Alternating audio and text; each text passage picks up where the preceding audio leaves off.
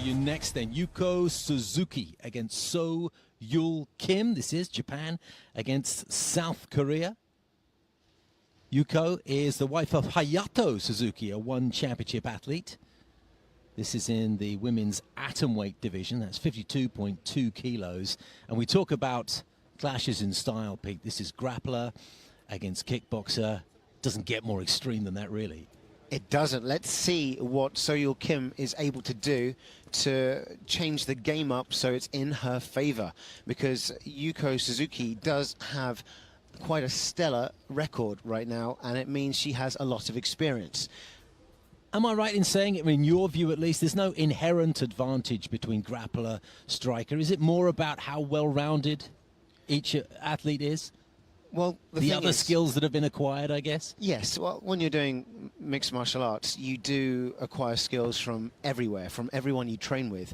So when you're training with good grapplers, you're going to pick up good grappling skills. And if you're not a good grappler and they're trying to take you down to the mats, you're going to pick up takedown defense. So even if you are seen as a striker predominantly, you will still have trained with grapplers. And if you're leaning towards striking more, you'll still be able to do better takedown defense. Well, So-Yul Kim is a kickboxer. She's young, 23 years old, has appeared in this event twice before with a 1-on-1 record, has fought once more elsewhere, and that was a win, competing out of the M Fighter Gym. 158 centimeters tall, giving away a couple of centimeters to her opponent from Japan, who is quite a bit more experienced, 31 years old, 14 mixed martial arts contests, and a newcomer to One Warrior Series. Touch gloves if you want. Okay, back to your corners. So it's Suzuki in the red corner with that red strap around her gloves. So-Yul Kim in the blue corner. Suzuki's nickname is Rosebud, which I imagine would probably be my nickname if I was competing in Rich Franklin's One Warrior Series.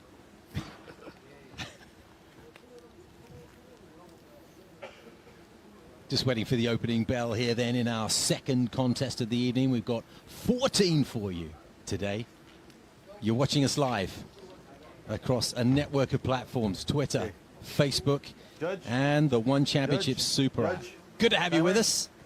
Ready? Ready? Go! And we're underway.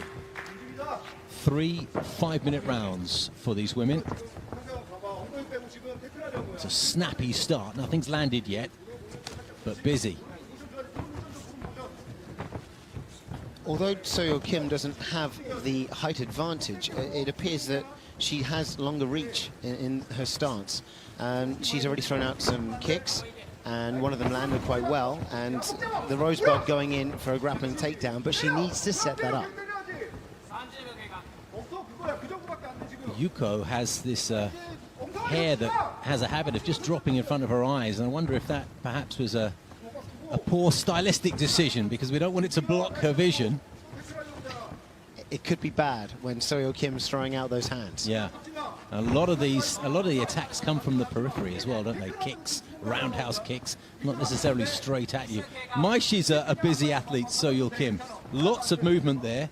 She's getting her confidence right now. She's throwing out lots of fakes from the left and the right. She's trying to baffle Yuko Suzuki right now. But Yuko pushes that all aside, goes in for the takedown attempt, but the takedown defense is there from So-Yul Kim, and she keeps it on its feet. Just slid inside a right hand from So-Yul Kim, and Yuko Suzuki going for that takedown. Now they do head downstairs.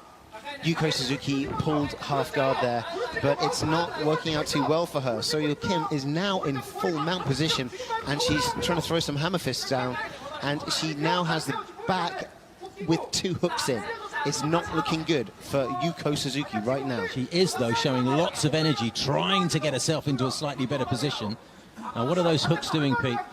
Well, right now, So-Yul Kim is looking to get a body lock there, but she's on the wrong side of the body. She's over on the right-hand side. She needs to move herself to the left-hand side a little better. But now she's crossed her legs up, and she has one hook in on the left-hand side and a body lock attempt on the right, and she's peppering Yuko Suzuki right now with jabs and punches from the back. Make no mistake, Suzuki is in a very vulnerable position here. Just look for the arm to go around the throat. That's one possible way out of this contest for Soyul Kim. And Soyul Kim actually has her left arm on the mat, which is the right arm to have down in order to get the lock, but it's trapped underneath Yuko Suzuki's left arm as well, which means she's not able to get it up and around the throat. And look at the extent to which the hair is getting in the face for Suzuki. We mentioned it before, it's got to be slightly bothersome. I'm sure she's comfortable. She'll have thought about it before. It's not the first time in the ring or a cage. Indeed. Well, as an athlete, you want to be stylish, but sometimes those style decisions can make an impact on your ability as an athlete. Soyul Kim working from the back there. She's got an she's basically got an overextended hook there because her legs are very long. And she's working, hand fighting right now in order to get that rear naked choke in. She's really looking for it, isn't she? The left hand is working its way under there, doing all she can to defend this, Yuko. But Soyul Kim's left hand was at the mat just then, and that is the hand that she wants to finish the match off with. And there it is, it's looking good. Less than 90 seconds to survive this, and that's a long time. Soyul Kim completely dominating right now from the back position. She's really trying to get that arm in. She's attempting to finish off Yuko Suzuki right now in the very first round. She's got just over a minute to do it, Pete. I must say the submission defense from Yuko Suzuki has been effective, but she hasn't been able to get out of this very vulnerable position. She's busy trying to get the hands off. It's difficult to spin out. Baby steps, right? Indeed. Soyul Kim's got long legs, so it's very hard to spin out from that. And like I said, her legs are crossed, which means they are so long that it's going to be virtually impossible to get out. Has to be said, it's been a number of minutes now that Soyul Kim has been in this offensive position, but she hasn't managed to get into a position where the bout looks as if it's about to draw to a close. But she's just chipping away right now at Yuko Suzuki, which is good, and it will be a massive confidence boost for her because she is grappling a grappler, essentially. And Soyul Kim is known for, as an armbar attempt, but one leg is not in the correct position, and she's ended up in a bad place. However, 10 seconds to the end of the round, nothing's going to happen here. It looks like she's going to get through it, and given that the submission defense has been effective, and let's face it, she finished the round actually on top. Yes. You have to wonder, because points are given for submission defense, how would the judges look at them? Well, for what I'd see, the takedown was an important part, but you know, Yuko Suzuki managed to get the takedown, but only into half guard, and then she didn't really win any points in the judges' point of view because Soyul Kim started to do all the work, get position, do the strikes. So it was not a good round for Yuko Suzuki, in my opinion. When you consider that Soyul Kim is by far the least experienced of the two athletes, 23 years old against 31, 3 contests against 14. That is quite a start for her in this first 5 minutes.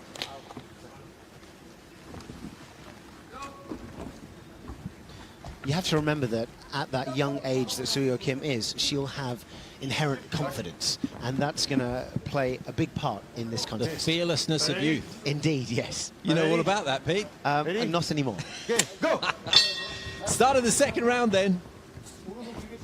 And let's just see if Yuko Suzuki can change the flow of this contest.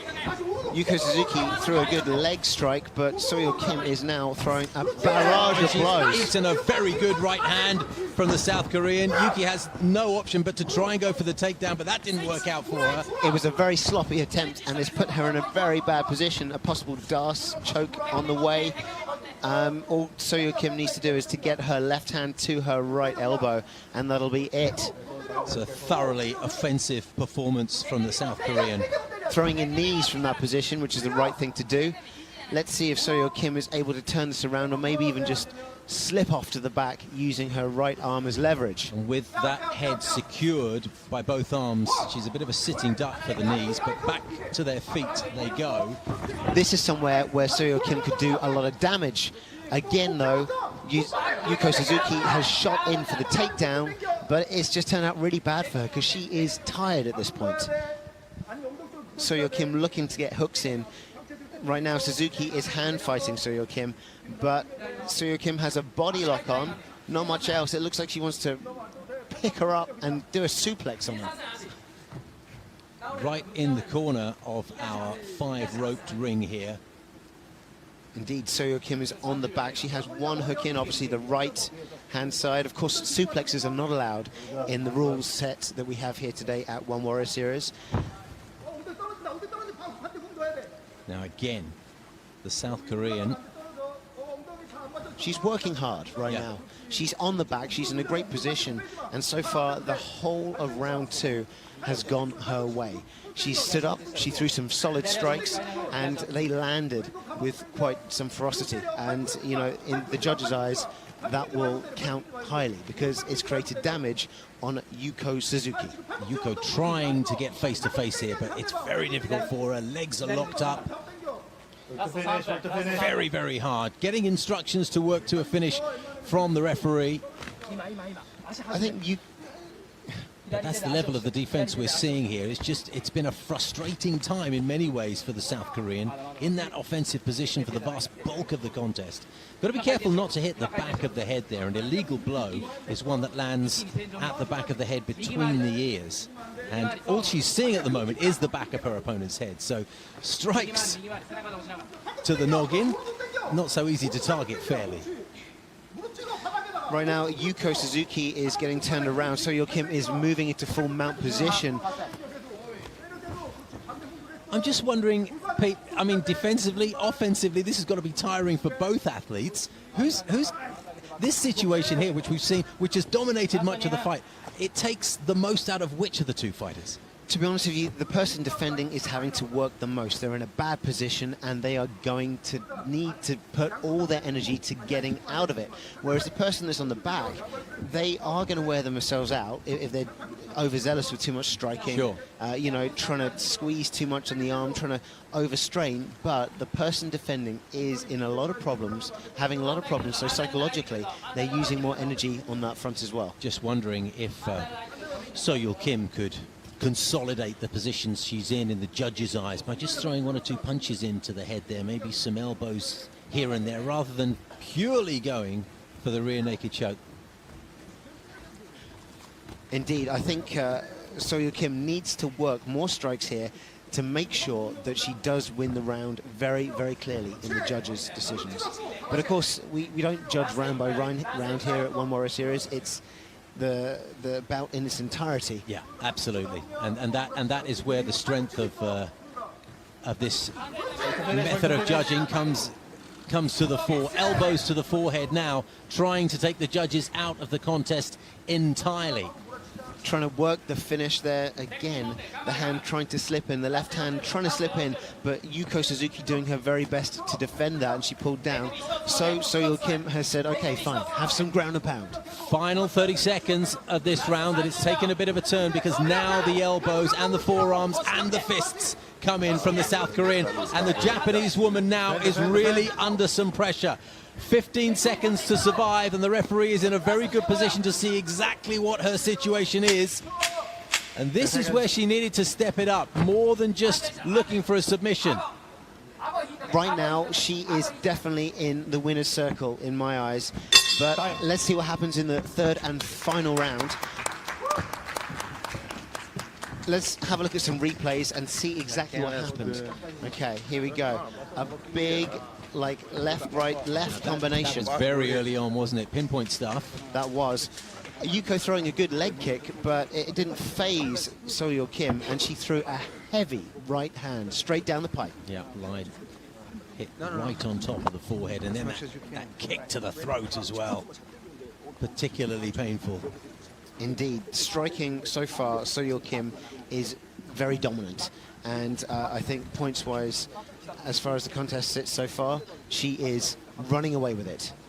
Those final 30 seconds, that final minute perhaps, where Soyul Kim was mixing in some strikes as well as the attempt to get some submission. It's not just a question of getting the judge's eye, but it can also lead to submission attempts, can't it? Just by distracting, by weakening her opponent. That's right. When you're throwing in the strikes and punches and bunches, it takes your opponent off, you know, the defense of all of the ground game and the grappling. So when you're doing some strikes, you can see openings for potential submissions.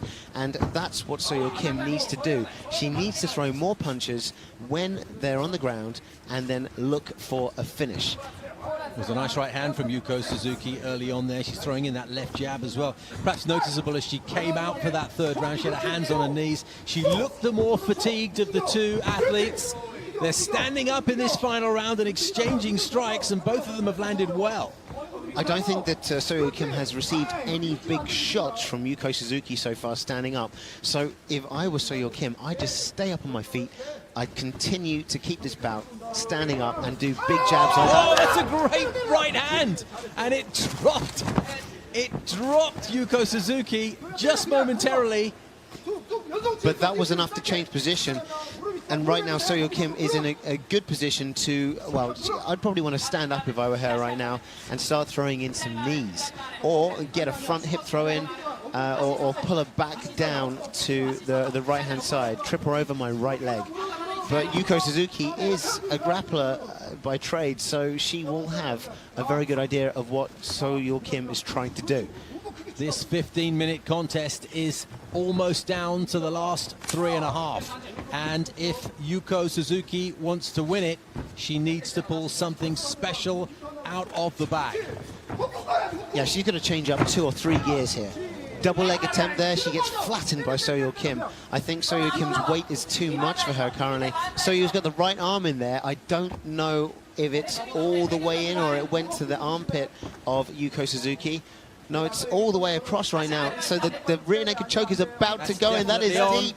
That is deep. I don't think Yuko Suzuki has anything left to give, and she's probably going to tap out. She'll do very well if she manages to sit through this one. She's been asked if she's going to give up.